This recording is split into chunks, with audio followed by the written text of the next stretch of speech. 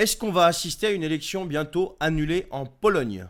Ce qui se passe en ce moment, les amis, en Pologne, mérite quand même toute notre attention, parce que lors de la dernière présidentielle, eh bien, le candidat souverainiste a remporté le scrutin.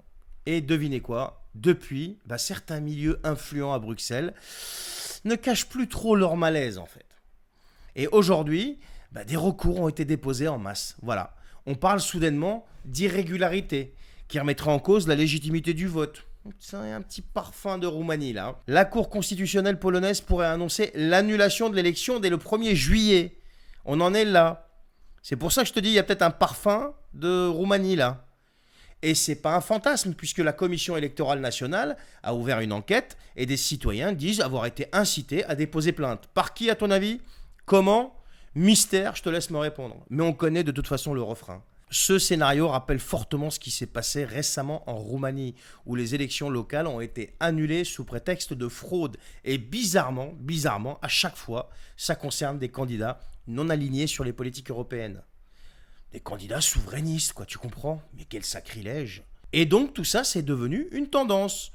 Quand un vote va dans un sens qui dérange, quand un peuple choisit un cap qui est, je dirais, indépendant, différent de la doxa bruxelloise, il y a comme par hasard des procédures qui surgissent après coup pour essayer de dézinguer tout ça. Ben ouais. Là, on n'est pas en train d'imaginer une espèce de conspiration qui aurait lieu ou je sais pas quoi. Non, ce sont juste des faits. C'est un constat des faits de ce qui est en train réellement de se passer là.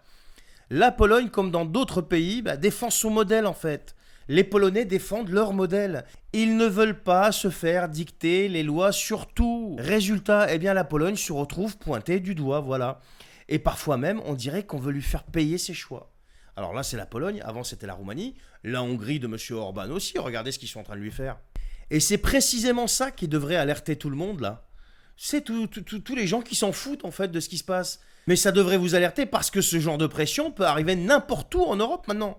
Si le résultat d'une élection ne plaît pas aux instances supranationales, ils font tout pour dézinguer l'élection. Les peuples doivent pouvoir choisir librement leurs dirigeants sans devoir se justifier ensuite devant des institutions extérieures. Sinon, à quoi bon voter? Sinon, à quoi bon nous marteler tout le temps la démocratie dans nos démocraties européennes ou je sais pas quoi? Ce qui se passe en Pologne, les amis, c'est peut-être qu'un début. Il y a déjà eu un précédent en Roumanie, et là, ça continue en Pologne. Et on a l'impression que ça va continuer comme ça, tu vois, à chaque fois. Alors, à chacun de se faire sa propre idée, mais il y a une chose qui est certaine, c'est qu'on ne peut pas dire qu'on est en démocratie et que ça soit à géométrie variable, en fait. On ne peut pas dire qu'on est en démocratie, il y a eu un vote, et ensuite trouver toutes les excuses possibles et imaginables pour faire annuler ce vote parce que ce vote ne plaît pas. Prenez soin de vous, partagez cette vidéo les amis et cliquez sur le lien qui est en description qui concerne la pétition pour l'article 68, s'il vous plaît. Allez-y, ça mange pas de pain, on a besoin de 100 000 signataires, on est à peine en train de talonner les 52 000. On compte sur vous, allez, ciao!